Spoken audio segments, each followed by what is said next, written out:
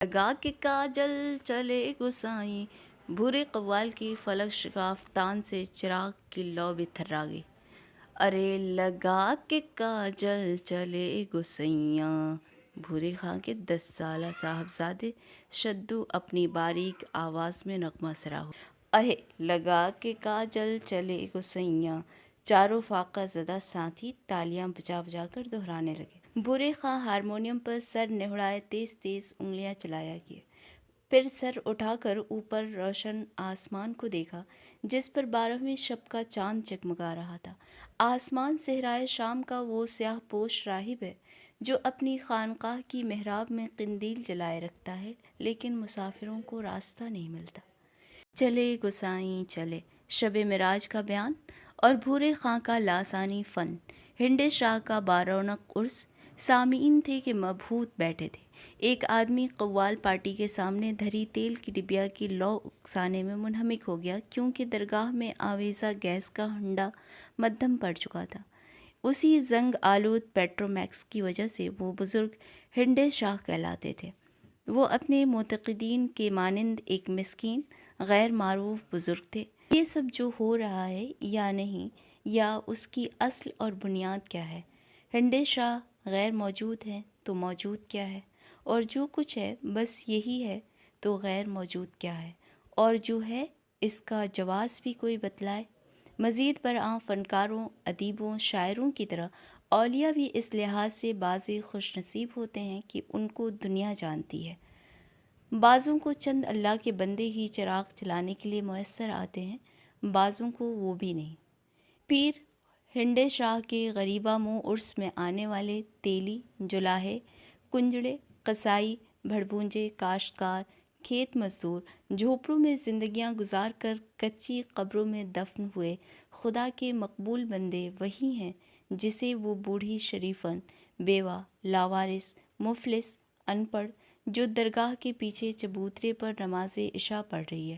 بسم اللہ الرحمن الرحیم، اللہ اکبر۔ پڑھتی ہوں کلمہ اللہ محمد کا، لا الہ الا اللہ محمد الرسول اللہ، اللہ اکبر۔ بسم اللہ الرحمن الرحیم، اللہ اکبر۔ پڑھتی ہوں کلمہ اللہ محمد کا، لا الہ الا اللہ محمد رسول اللہ، اللہ اکبر۔ بسم اللہ الرحمن الرحیم، لا الہ الا اللہ محمد رسول اللہ، اللہ اکبر، اللہ اکبر، اکبر۔ قیام، رکوع، قومہ، سجدہ، قعدہ، رکوع، قومہ، سجدہ، قعدہ۔ اس عورت نے جسے نماز پڑھنا نہیں آتی، ساری عمر جب بھی کمر توڑ محنت مزدوری سے مہلت پائی، اپنے رب کو اسی طرح یاد کیا۔ اس کی اکلوتی جوان معصوم مظلوم لڑکی کو اس کے سسرال والوں نے گنڈاسے سے مار کر ہلاک کر دیا تھا، اور پولیس کو کھلا پلا کر مزے سے دندناتے ہیں۔ شریفن گھر گھر جا کر چکی پیستی ہے اور 4 آنے روز کماتی ہے۔ سب سے پہلے جنت میں وہی جائے گی۔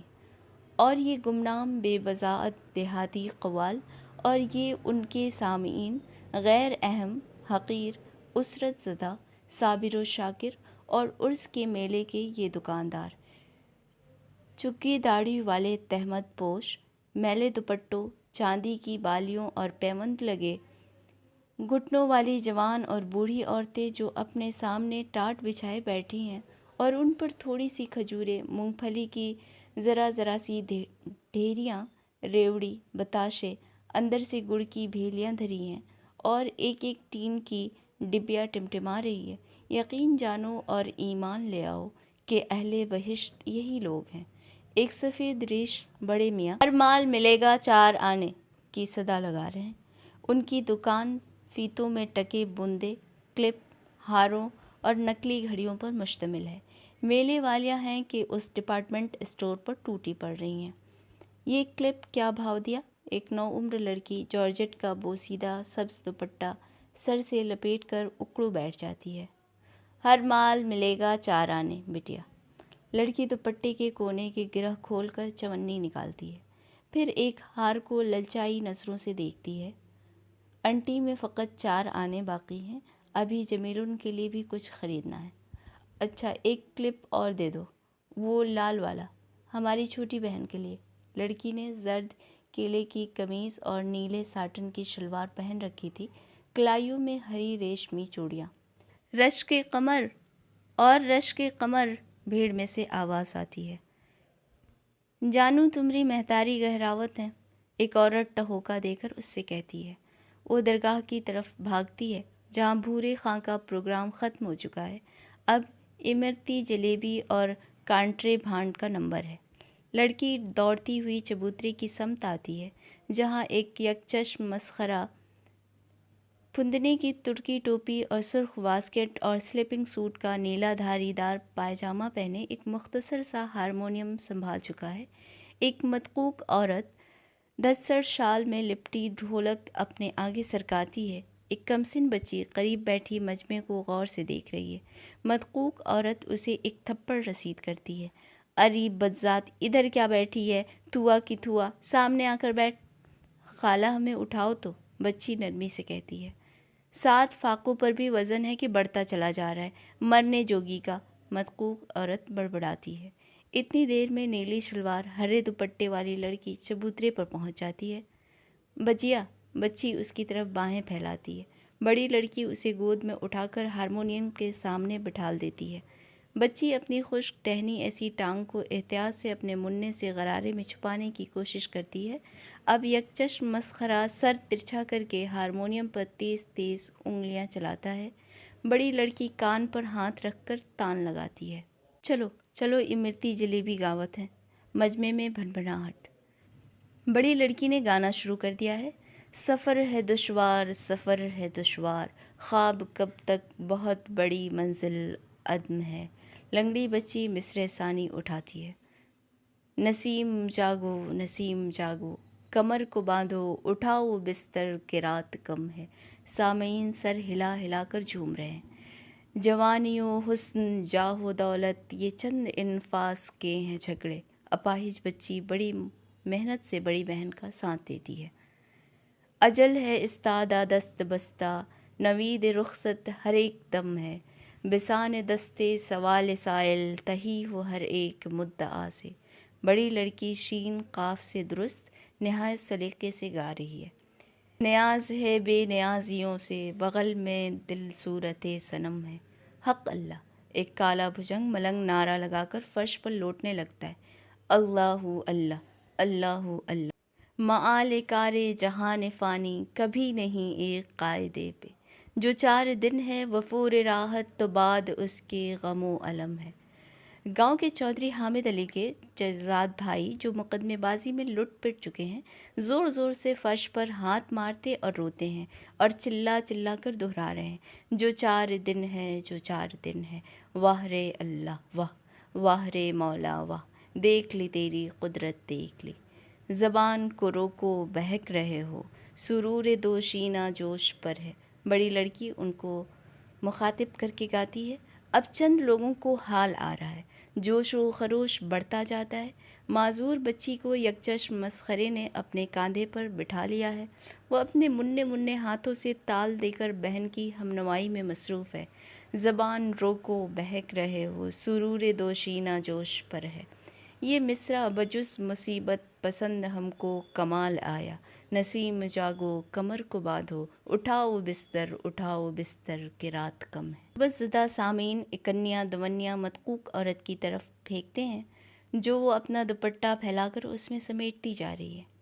کھس کے ڈبل، کھس کے ڈبل، کھس کے ڈبل۔ بڑی لڑکی رشک قمر عرف قمرن عرف امرتی ٹھمکی لگاتی گاؤں کے سفید پوشوں کی طرف جاتی ہے جو اسے 54 دیتے ہیں۔ سب ملا کر 9.5 روپے بنے۔ رشک قمر مایوسی سے پیسوں پر نظر ڈال کر ان کو دوپٹے کی گرہ میں باندھ لیتی ہے۔ مجمع چھٹنے لگتا ہے۔ قمرن کا کنبہ اپنا ساز سامان سمیٹ کر چبوترے سے اترتا ہے۔ وہ درگاہ کے احاطے سے نکل کر نان بائی کی دکان کی طرف جاتے ہیں جہاں ان کا زادِ راہ ایک کونے میں رکھا ہے۔ نان بھائی بھی اپنی دکان بڑھانے میں مشغول ہے۔ قمرن ٹین کا چھوٹا سا بکسا کھول کر بڑی احتیاط سے اپنے دونوں کلپ اس میں رکھتی ہے۔ اس کی آنکھوں سے ٹپ ٹپ آنسو گر رہے ہیں۔ ٹسوے کیوں بہاتی ہے کم نصیب، مدقوق عورت برقع سر پر ڈالتے ہوئے اسے جھڑکتی ہے۔ جمیلن کو اٹھا، کھانا تو کھا لو، نان بائی المونیم کے کٹورے میں تھوڑا تھوڑا شوربہ اور 4 نان ان کو دیتا ہے۔ وہ زمین پر اکڑو بیٹھ کے سر جوڑ کر طعام شب تناول کرتے ہیں۔ نان بائی ان سے پیسے نہیں لیتا۔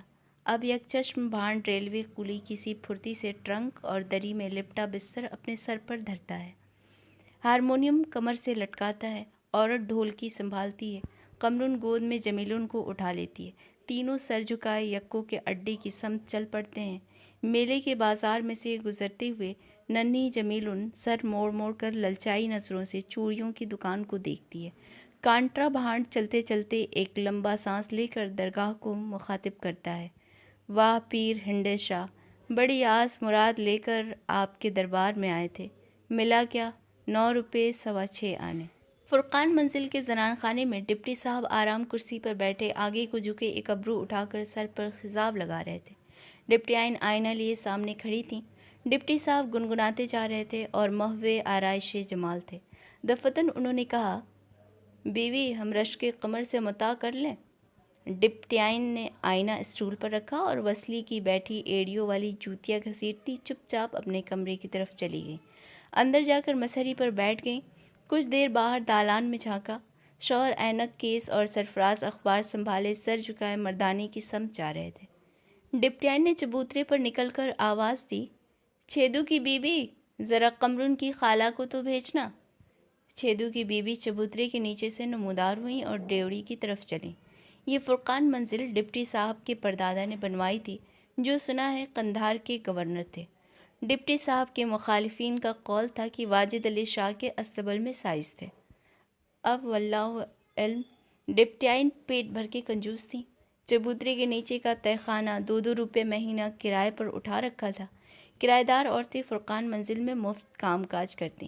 ان کے لڑکے بالے سودا سلف لاتے، مرد فجر کے وقت باہر نکل جاتے، ٹھیلے چلاتے، پتنگیں بناتے یا یوں ہی اوائی توائی پھرتے۔ پھاٹک کے باہر بھی 4 کوٹریاں کرائے پر چڑھی ہوئی تھیں۔ ان میں سے ایک میں رشک قمر کا کنبہ رہتا تھا، کانٹری خالو، سٹرن خالہ، لنگڑی بہن، ہما خانہ آفتاب، اللہ توبہ۔ چھیدو کی بی بی ڈیوڑی سے نکل کر گلی میں پہنچی۔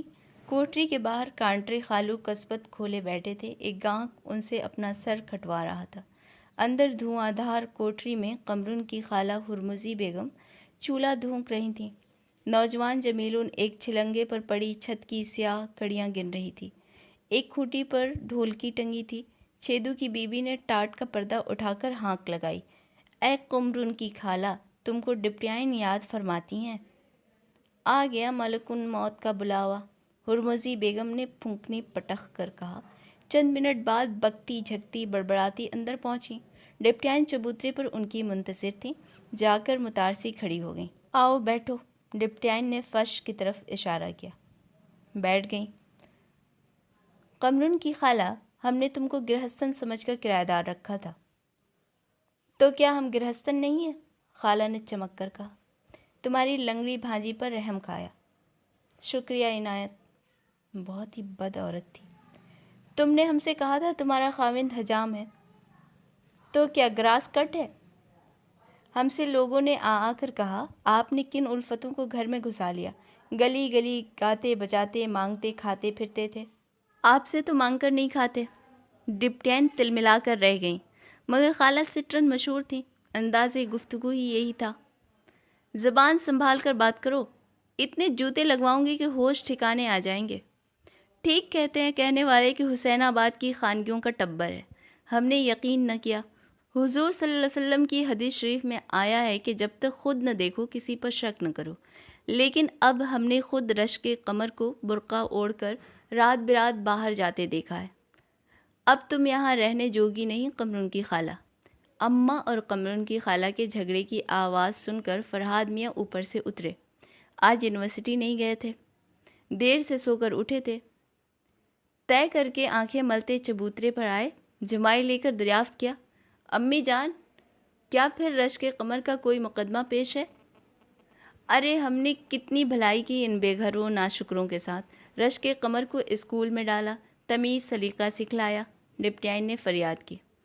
امی جان، آپ اب خاموش رہیے، ہم آج سارا تیا پانچا کیے دیتے ہیں۔ قمرن کی خالہ، آپ تشریف لے جائیے اپنی محل سرا۔ अरे ताने ना दो भैया, खुदा के गज़ब से डरो, खाला ने कमर पर हाथ रखकर फर्श से उठते हुए कहा और चबूतरे से उतरकर बाहर सटक लीं। फुरकान मंजिल के शाहपुर आगा सफ्तर हुसैन खां कंधारी मुतअल्लिम एमए फ़ारसी के कान में अपने क़िबला काबा की रश्क कमर में अफलातूनी दिलचस्पी की भनक पड़ चुकी थी। गुस्से और शर्म से भिन्नाए हुए चबूतरे की सीढ़ियाँ उतरे। रश्क कमर उर्फ कमरुन सहन के एक गोशे में हैंड पंप के ठर्रे पर उकड़ू बैठी मुंह धो रही थी। रेशमी मलमल का पिस्ती दुपट्टा नज़दीक गुले मखमल के पौधों पर सूख रहा था। ठर्रे के मुडेर पर गेसू दराज हेयर ऑयल की बोतल और साबुनदानी में लक्स सोप रखा था। ये ठाट बाट कहाँ से होते हैं? रश्क कमर ने मुंह पर छपक्का मारकर सर उठाया। उसकी सूरत देखते ही फरहाद मियाँ का सारा गुस्सा हवा हो गया। रश्क कमर, मुंह हाथ धो लो तो ऊपर ज़रा हमारे कमरे में आना। डिप्टियाइन वो सामने ही बैठी हैं, रश्क कमर ने हंसकर जवाब दिया। फरहाद साहब छेंप कर गुलाबी हो गए। वाकई खानगियों की औलाद है, बेहया आवारा, उन्होंने नहायत संजीदगी से कहा। रश्के, हम तुम्हारी भलाई चाहते हैं। यहाँ रोज़ तुम्हारी वजह से कोई न कोई शगुफ़ा खिल रहा है। ऊपर आओ, बैठकर सोचेंगे तुम्हारे लिए क्या बंदोबस्त किया जाए। बहुत अच्छा मियाँ, अभी आते हैं, आप जाइए, लड़की ने अब उसी मतानत से जवाब दिया। थोड़ी देर बाद वो लोग छुपकर मर्दाने जीने से होती दूसरी मंजिल पर आगा फरहाद की अमलदारी में पहुंच गईं। वो एक दरवाजे के पास कुर्सी पर बैठे दीवान फ़ानी की वर्क गर्दानी कर रहे थे। दरवाज़ा जिसके निचले हिस्से में सलाखें लगी थीं गली पर खुलता था। बड़ी सुहानी हवा आ रही थी। जी फरमाइए, रश्क कमर ने कमरे में आकर बेबाकी से कहा। कमरुन, फरहाद साहब ने किताब कश्मीरी तिपाई पर रखकर बात शुरू की। हम 2 साल से तुम्हें देख रहे हैं। तुम्हें यहाँ आए 2 साल हो गए ना? पहले कोई शिकायत तुम्हारे ख़िलाफ़ सुनने में नहीं आई। जब तक स्कूल जाती नहीं, कश्मीरी मोहल्ले अमन कायम था। भला तुमने स्कूल क्यों छोड़ दिया? वहाँ के ऊपर चंद साहबजादियों ने एतराज़ किया था। हमने कहा जाओ जहन्नुम में, हम कौन सा तुम्हारे साथ बैठ कर पढ़ना चाहते हैं। रश्क कमर, बैठ जाओ। वो कालीन पर बैठने लगी। नहीं नहीं, यहाँ। वो सोफ़े पर बैठ गई। आज हमें पूरा किस्सा बता दो। ये तुम लोगों ने क्या मिस्ट्री बना रखी है? मिस्ट्री क्या? राज। हमारे क्या राज होंगे साहब, राज बड़े आदमियों के होते हैं। हम बहुत छोटे कमीन लोग हैं। ला खौल वला कुव्वत। लेकिन अम्मी जान से मोहल्ले वालियाँ तरह तरह की बातें जड़ रही हैं। सब सच कहती हैं। हैं? जी हाँ, हम में यही तो एक खूबी है मियाँ कि हम झूठ नहीं बोलते। तुम लोग जब यहाँ आए तो कहा था कि गांव में कारोबार मंदा था, इसलिए शहर वापस आ गए। वो भी सच कहा था। हम लोग गांव-गांव घूमते थे। खाला ने कहा जूतियाँ चटखाते थक गए, अब शहर वापस चलो। यहाँ किसी ने बतलाया आपके शागिर्द पेशे में किराए के लिए कोठरी खाली है, यहाँ आ गए। गाना बजाना अलबत्ता छोड़ दिया, यहाँ इसकी गुंजाइश नहीं। घर घर रेडियो बज रहा है। खालू अपना पुराना काम करने लगे, नाई का। सारे मोहल्ले की हजामत बनाते हैं। इसमें कौन लंबे चौड़े राज की बात है।